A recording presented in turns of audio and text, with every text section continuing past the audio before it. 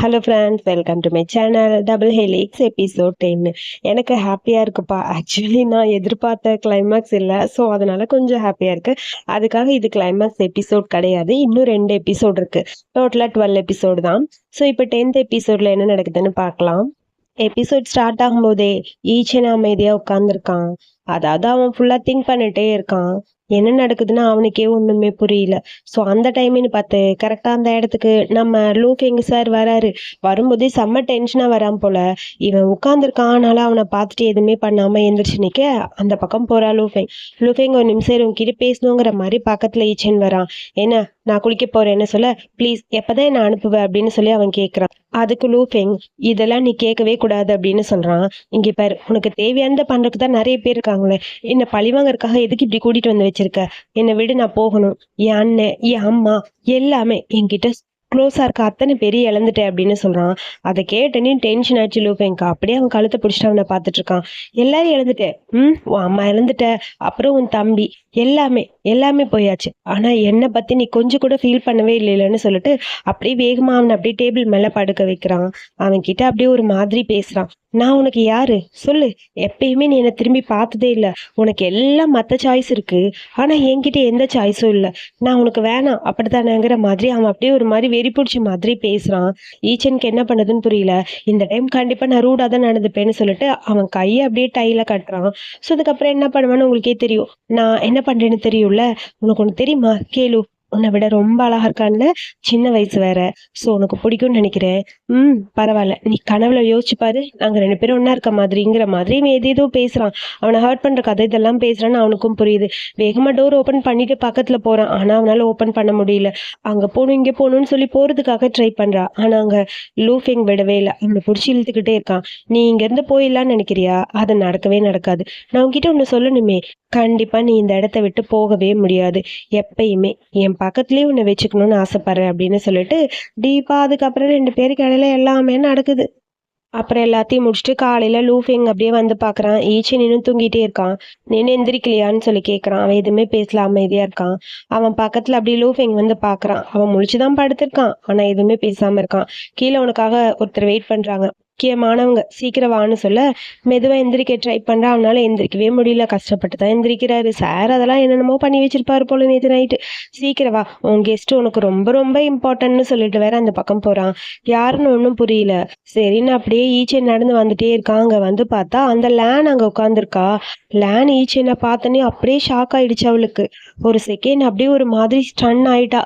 பக்கத்துல வரா. உனக்கு உடம்பு சரியா ஈச்சன், என்னாச்சுன்னு சொல்லி பார்க்க, ஏன் உன் லிப்ஸ்லாம் ஒரு மாதிரி இருக்கு, உடம்பு ஃபுல்லா என்ன காயம்னு சொல்ல, அதெல்லாம் ஒண்ணும் இல்ல. நீ இங்க என்ன பண்ணிட்டு இருக்க சொல்லு, நான் உன்னை கூட்டிட்டு போக தான் வந்தேன் வா அப்படிங்கிற மாதிரி லேன் சொல்றா. எதுவுமே பேசாம அமைதி ஈச்சன் பார்க்க, அவனை கூட்டிட்டு போறியா? எது கூட்டிட்டு போற? அவன் என் ஹஸ்பண்ட். ஹஸ்பண்டா? அதெல்லாம் கிடையாது, ஆல்ரெடி உங்களுக்கு தான் டைவர்ஸ் ஆயிடுச்சுங்கிற மாதிரி லூஃபெங் பாக்குறான். ஓ, அப்படி இல்லைனாலும் ஹஸ்பண்ட்கான டியூட்டிஸ் எல்லாமே அவன் முடிச்சிட்டான்ல, இதுக்கப்புறம் எதுவுமே இல்லை உங்க 2 பேருக்கு இடையிலன்னு சொல்ல, லூசு மாதிரி பேசாத, வா போலான்னு சொல்லிட்டு ஈச்சனோட பக்கத்துல அவன் போய் நிக்க, ஈச்சனால விட மாட்டேங்கிற மாதிரி லூஃபெங் வரான். உன்னை எதுக்காக இங்க கூட்டிட்டு வந்தனா, ஒரு கெஸ்ட். ஸோ என்னோட ஓல்டு மெமரிஸ் எல்லாம் திரும்ப கொண்டு வரணும், அப்படி பேசிட்டே இருக்கலான்னு. இதுல என்ன பிரச்சனை அப்படிங்கிற மாதிரி லூஃபெங் கேட்க, கெஸ்டா லூசு மாதிரி பண்ற, அவனோட போனை உடைச்சிட்ட, அவனை இந்த வீட்டுல லாக் பண்ணி வச்சிருக்க, அவன் இந்த மாதிரி கூட்டிட்டு வரக்கு உனக்கு எந்த ரைட்ஸும் கிடையாது. ஈச்சே நம்ம போலாமா அப்படிங்கிற மாதிரி லேண்ட் கேட்க, ஆமான்னு அவன் தலையாட்டுறான். அதுக்கப்புறம் பார்த்துட்டே இருக்க, என்னது இதுல ரிலேட்டடா எதுவும் இல்லையா, உனக்கு ஒன்றும் தெரியாது, ஓ ஹஸ்பண்டும் நானும் அப்படின்னு சொல்லிட்டு லேனை பிடிச்சி அந்த பக்கம் தள்ளிட்டு ஈச்சேனோட பக்கத்துல அப்படியே லூஃபெங் வரான். உனக்கு தெரியாது எத்தனை நாளா நாங்க 2 பேரும் ஒன்னா இருக்கணும், நான் உனக்கு யாரு அப்படின்னு சொல்லிட்டு லூஃபெங் அப்படியே ஈச்சேனோட பக்கத்துல போறான். க்ளோஸா போயிட்டே இருக்கான். அவன் கன்னத்துல கை வைக்கிறான். அதுக்கப்புறம் டீப்பா கிஸ் பண்றான். அவன் முன்னாடி கிஸ் பண்றது ஈச்சனுக்கு பிடிக்கல. பிடிச்சி தள்ளி விட ட்ரை பண்றான். விடுறா விடுறான்னு சொல்லிட்டு அவளும் போறா. அவளை பிடிச்சி கீழே தள்ளி விட்டான். அப்படியே ஈச்சனை பார்த்துட்டே அவன் இருக்கான். ஈச்சனை விடுற மாதிரி இல்ல. உனக்கு தெரியாது நாங்க எவ்வளவு நாள் ஒன்னா இருக்கோம்னு உனக்கு தெரியாதுல்ல. 18 வயசுல இருந்து நாங்க 2 பேரும் இப்படிதான் இருக்கோம். நீ வர்றதுக்கு முன்னாடி இருந்து நாங்க இப்படிதான் இருக்கோம்னு சொல்லிட்டு மறுபடியும் கிஸ் பண்றான். அப்படியே வெறித்தனமா கிஸ் பண்ணிட்டு இருக்கான். அவ ஏதோ கையில எடுக்கலான்னு ட்ரை பண்ணிட்டு இருக்கா. ரொம்ப ஹர்ட் ஆகிற மாதிரி இருக்கு ஈச்சனுக்கு. ஈச்சனால முடியல. ஓ ஹஸ்பண்டும் நானும் எப்பயுமே இப்படிதான் இருப்போம் அப்படிங்கிற மாதிரி சொல்லிட்டே இருக்கான். இதெல்லாம் கேட்கும்போது அந்த பொண்ணுக்கே ஒரு மாதிரி இருக்கு. நாங்க 2 பேரும் ஒன்னா இருப்போம் அப்படின்னு எல்லாத்தையும் சொல்ல சொல்ல, பேசாத அப்படின்னு சொல்லி அவ கத்துறா. டீச்சர் எப்படி ஃபோர்ஸ் பண்ணி அவனை கிஸ் பண்ணிட்டே இருக்கான் கண்டினியூவா. என்ன நீ உன் ஹஸ்பண்ட் கிட்ட ஏதாவது சொல்லணுமா? நீங்க 2 பேர் எப்படி? ஆல்ரெடி எல்லாமே முடிஞ்சுதான்னு சொல்லி லூஃபெங்க ஷூட் பண்றதுக்காக கன் எடுத்து அப்படியே நீட்டுறா. திடீர்னு பார்த்தா ஈச்சேன் முன்னாடி வந்து நிக்க, அந்த கன் எல்லாம் ஈச்சேன் மேல பட்டுருச்சு. அப்படியே பிளட்டோட ஈச்சேன் கீழே விழுகுறான். லூஃபெங், நான் உன்னை வெறுக்கிறேன் தான். ஆனா எதுக்கு உன் முன்னாடி இப்படி இருக்கேன்னு எனக்கு தெரியல. கடைசியா நம்ம 2 பேரும் இப்படி இருப்போம்னு நினைச்சு கூட பார்க்கல. நம்ம 2 பேரும் மீட் பண்ணது அப்படின்னு சொல்ல ஒரு குட்டி ஃப்ளாஷ்பேக். சின்ன வயசுல, அதாவது ஸ்கூல்ல இருந்து 2 பேரும் சண்டை போட்டது, அதுக்கப்புறம் காலேஜ்ல ஹாஸ்டல்ல 2 பேரும் மீட் பண்ணது, 2 பேரும் ப்ரப்போஸ் பண்ணது, 2 பேருக்கு இடையில நடந்த எல்லா மூமெண்ட்டுமே அப்படியே கண்ணு முன்னாடி வர மாதிரி இருக்கு. ஹாப்பியா இருந்த மூமெண்ட் எல்லாமே ஞாபகம் வருது. அப்படியே எல்லாமே கண்ணு முன்னாடி இப்ப நடந்த மாதிரி இருக்கு. அது எல்லாத்தையுமே யோசிச்சுட்டு லூஃபெங் லூஃபெங்ன்னு சொல்லிட்டு அப்படியே கண்ணை மூடிட்டா ஈச்சேன். ப்ளீஸ் கண்ணை தொறன்னு சொல்லி ஒரு பக்கம் அழுதுகிட்டே இருக்காங்க லூஃபெங். திடீர்னு பார்த்தா இங்க எல்லாமே நம்ம ஈச்சேன் தம்பிக்கு கனவா வருது. என் அண்ணனுக்கு ஏதோ ஆயிடுச்சோன்னு எனக்கு தோணுது அப்படின்னு சொல்ல, லேங் தான் பக்கத்துல இருக்கான். ஒன்றும் இல்லை தண்ணி குடி அப்படின்னு சொல்ல, என் அண்ணன் எங்க இருக்கான்னு தெரிஞ்சுதா அப்படின்னு சொல்லி அவன் ஃபீல் பண்ணிட்டு இருக்கான். இல்ல எனக்கு தெரியல, இல்ல எனக்கு ஏதோ ஒரு மாதிரி இருக்க மாதிரி இருக்கு. என் அண்ணனுக்கு ஏதோ ஆயிடுச்சுன்னு தோணுது. நீ ஓவரா திங்க் பண்ற மாதிரி இருக்குன்னு சொல்றான். இல்ல ஏதாவது நியூஸ் கிடைச்சதா? என்னால எதுவும் கண்டுபிடிக்கவே முடியல. பேசாம ஒண்ணு பண்ணலாம். அண்ணன் இருக்க இடத்துக்கு நம்மளும் போலாமா? இதுக்கப்புறம் நம்ம வெயிட் பண்ண வேணாம். ப்ளீஸ் போலாம் அப்படிங்கிற மாதிரி தம்பி சொல்றான். இங்க ஹாஸ்பிட்டலுக்கு ஸ்ட்ரெச்சர்ல கூட்டிட்டு வந்துட்டு இருக்காங்க ஈச்சேன. ஆப்ரேஷன் தியேட்டருக்குள்ள போறாங்க. வெளியே நிக்கிறது லேனும் லூஃபெங்கும் தான். லூஃபெங் அப்படியே அழுதுட்டே இருக்கான். அவன் மேல ஃபுல்லா பிளட். அப்புறம் அவனை பார்த்தனே லேனுக்கு செம்ம கடுப்பாயிடுச்சு. செம்ம கோவத்துல, எரும மாடு உன்னால தாண்டா எல்லாமே நடந்தது. இப்போ உனக்கு திருப்தியா இருக்கா? அவன் செத்து போனா அதுக்கு நீதான் காரணம் தெரியுமா? நீ என்ன சொல்லிட்டு இருக்க? எங்க கல்யாணம் ஒரு ஃபோர்ஸ் பண்ணி நடந்ததுதான் 5 வருஷத்துக்கு முன்னாடி. அப்ப இருந்து இப்ப வரைக்கும் எங்க 2 பேருக்கு இடையில எதுவுமே இல்லடா. உன்னை மட்டும் தாண்டா அவன் நினைச்சுக்கிட்டு இருக்கான் அப்படின்னு சொல்லிட்டு அப்படியே அழுக ஆரம்பிக்கிறான் அந்த லேனு. அதை கேட்டு நீ உடஞ்சு போயிட்டான் லூஃபெங். லூஃபெங்க்கு என்ன பண்றதுன்னே புரியல. ஃபர்ஸ்ட் டைம் அவனை மீட் பண்ண 5 வருஷத்துக்கு அப்புறமா உன்கிட்ட மன்னிப்பு கேட்க வந்திருக்கேன்னு அவன் சொன்னது, அவன் கண்ணு முன்னாடி எல்லாமே வருது. அவன் அம்மா, அப்புறம் அவன் தம்பி எல்லாமே திரும்ப திரும்ப ஞாபகம் வருது. என்னை ஏமாத்தலான்னு பாக்குறியா அப்படின்னு சொல்லி கேட்டது. இல்ல நான் உன்கிட்ட மன்னிப்பு கேட்கணுங்கிற மாதிரி அவன் பேச வந்தது. எனக்கு யாருமே இல்லைன்னு சொன்னது. இது எல்லாமே இப்ப நடந்த மாதிரி அப்படியே கண்ணு முன்னாடி வருது. யோசிச்சுக்கிட்டே அப்படியே லூஃபிங் உட்காந்துருக்கான். என்ன பண்றதுன்னு புரியல. தப்பு பண்ணிட்டோமேன்னு ஃபீல் பண்ண ஆரம்பிச்சிட்டான். அப்படியே கீழே உட்காந்துட்டு தேம்பி தேம்பி நம்ம சார் அழுகுறாரு. அப்புறம் 3 மாசத்துக்கு அப்புறம் தான் காட்டுறாங்க. இப்ப ஹாஸ்பிட்டல்ல அட்மிட் பண்ணியிருக்காங்க ஈச்சேன. லூஃபெங் அந்த பக்கம் போறான். அங்க டம்ப்ளிங்ஸ் பார்த்தோன்னே ஈச்சேன் ஞாபகம் வந்துருச்சு போல. வாங்கிட்டு போக நர்ஸ் லூஃபெங்க பார்த்த உடனே வந்துட்டீங்களா அப்படின்னு சொல்லி பேசுறான். அவனும் உள்ள போய் பார்க்கறான். அங்க பெட்ல படுத்திருக்கான் ஈச்சேன். அவனை பார்த்துட்டு அவனுக்காக கொண்டு வந்த எல்லா திங்ஸையும் அங்க வச்சுட்டு ஒரு செகண்ட் லூஃபெங் அவன் கிட்ட போறான். ரொம்ப குளிரும். உன்னோட ஸ்டைல்லேயே உனக்கு ஜாக்கெட் வாங்கிட்டு வந்திருக்கேன். இது உனக்கு பிடிக்கும்னு நினைக்கிறேன். கலர் இது ஓகேவா? நல்லா இருக்கா அப்படின்னு சொல்லி காட்டிட்டு இருக்கான். அவன் கோமால இருக்கனால அவனுக்கு எதுவுமே தெரியாது. ஸோ நீ பார்த்துட்டு சொல்லு.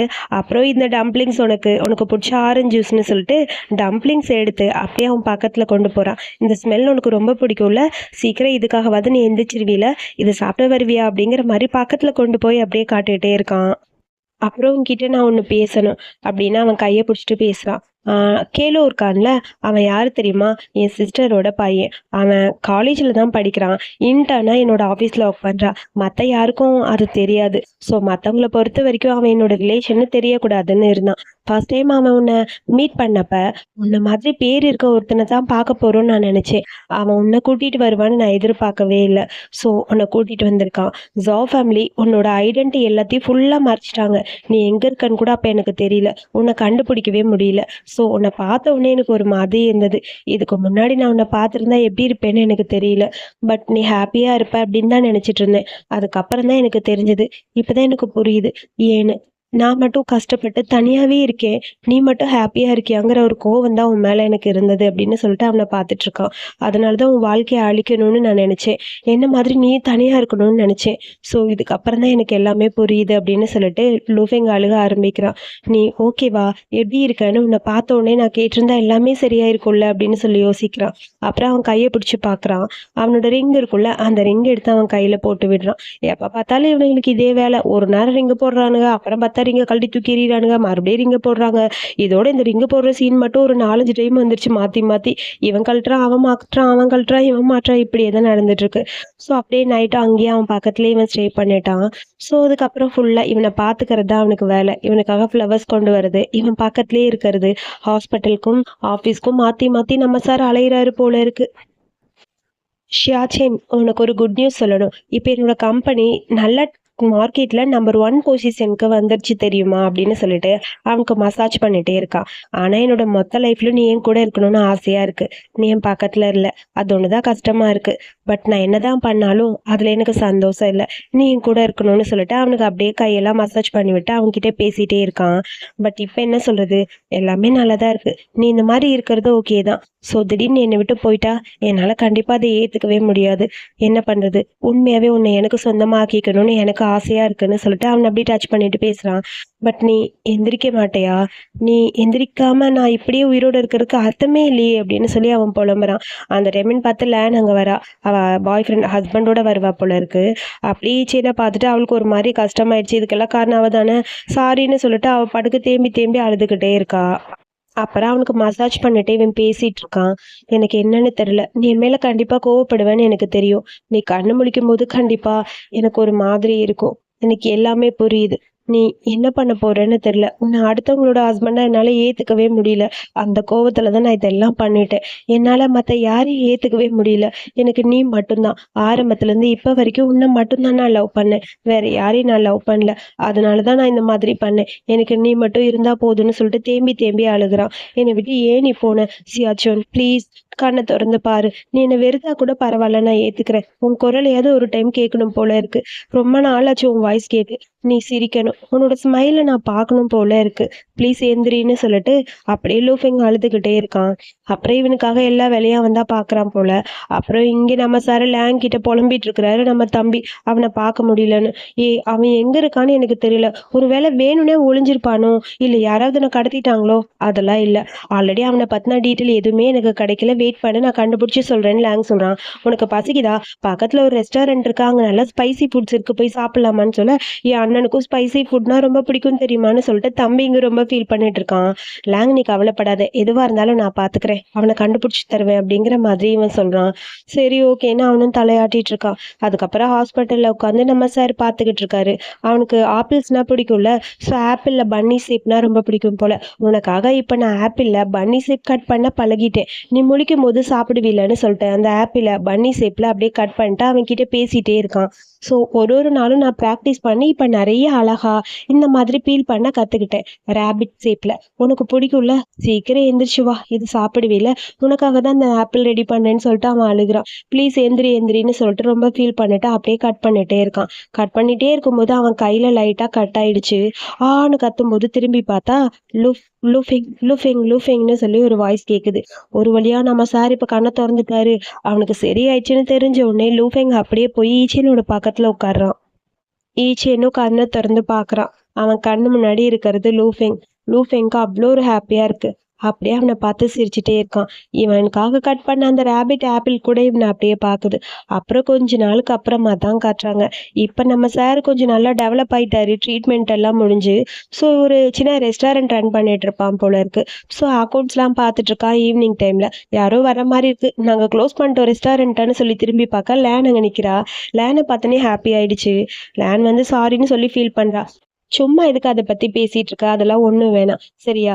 போதும். உன்னோட வாழ்க்கையை நீ பாரு. இத்தனை நாள் உன் லைஃப் நீ வேஸ்ட் பண்ணிட்டேன்னு சொல்ல, என்ன வேஸ்ட் பண்ணிட்டேன்? அதெல்லாம் ஒண்ணும் இல்ல. என்னோட லைஃப் நீ என் கூட இருக்கும்போது ஹாப்பியா தான் இருக்கு. ஸோ ப்ராப்ளம் எல்லாத்தையும் சால்வ் பண்ண நாம தான் கத்துக்கணும் அப்படின்னு சொல்லிட்டு திரும்பி பார்க்க அங்க லூஃபெங் இருக்கான் காருக்குள்ள. இன்னுமே 2 பேருக்கு இடையில டிஸ்டன்ஸ் இருக்கும் போல. 2 பேரும் சரியா பேசுறது இல்ல போல. ஸோ லேன் வந்து சரி நான் போயிட்டு வரேன்னு சொல்லிட்டு அங்க இருந்து கிளம்பிட்டா. அதுக்கப்புறம் அங்கதான் கார்ல இருக்கிறது நம்ம சார் லூஃபெங். ஒரு பேக்கெட்ல இருந்து ஒரு கவர் எடுத்துட்டு லூஃபெங்க பாக்கறதுக்காக ஈச்சேன் போறான். இந்தா இது டெபாசிட் அமௌண்ட், நான் பண்ணல உனக்கு கொடுத்துட்றேன், இந்தா அப்படின்னு சொல்லி கையில கொடுக்குறான். அந்த காசை பார்த்தோன்னே அப்படியே ஒரு மாதிரி இருக்கும் லூஃபெங்க்கு. இது எதுக்கு சியாச்சேன்? எதுக்கு இந்த பணத்தெல்லாம் தர அப்படின்னு சொல்ல, நீ எனக்கு நிறைய ஹெல்ப் பண்ணியிருக்க, அதுவே எனக்கு போதும். ஹாஸ்பிட்டல் பில் எல்லாமே நீ தானே பே பண்ண. ஓ சரி, நான் ஒரு ரெஸ்ட் ரூம் யூஸ் பண்ணிக்குவா அப்படின்னு சொல்லி அவன் கேட்குறான். சரி வான்னு சொல்லிட்டு அப்படியே ஈச்சேன் போக அவனை ஃபாலோ பண்ணிட்டு அப்படியே வந்துட்டே இருக்கான் லூஃபெங். 2 பேரும் எதுவுமே பேசல. 2 பேருக்கு இடையில நிறைய டிஸ்டன்ஸ் இருக்கும் போல. அப்புறம் ஈச்சன் கேட்குறான், என் தம்பி பத்தி ஏதாவது கிடைச்சதான்னு. உன் தம்பி அப்ராட்ல இருக்காங்கிற நியூஸ் மட்டும்தான் எனக்கு கிடைச்சது. ஸோ அதுக்கப்புறம் எதுவுமே எனக்கு கிடைக்கல. நான் அவங்கள தேடிட்டு தான் இருக்கேன்னு சொல்ல, சாரி உன்னை நான் கஷ்டப்படுத்திட்டேனா அப்படிங்கிற மாதிரி சொல்றான். இல்ல அதெல்லாம் எதுவும் இல்ல அப்படின்னு லூஃபெங் சொல்லிட்டு உள்ள போறாங்க. போகும்போது அவங்க கையில இருக்க ரிங்க அப்படியே ஈச்சன் பார்க்குறான். லைட் போடலான்னு போக லைட் பீஸ் போயிடுச்சு. பக்கத்துல இருக்க அந்த ஏணி எடுக்கலான்னு போறான். நானே ஹெல்ப் பண்றேன் அப்படின்னு சொல்லிட்டு லூஃபெங் அப்படியே ஈச்சனோட பக்கத்துல போய் அந்த ஏணி எடுத்துட்டு வரான். அதுக்கப்புறம் அது மேலே ஏறி லைட்டை சேஞ்ச் பண்ண போறான். இவன் கீழே நின்று அவன் சேஞ்ச் பண்றத பார்த்துட்டு இருக்கான். ஸோ அந்த பல்பை கழட்டிட்டு இன்னொரு பல்பை வாங்கும்போது 2 பேரோட கை மட்டும் டச் ஆகுது. அப்போ லூஃபெங்க்கு அப்படியே ஒரு மாதிரி ஹாப்பியா இருக்கு.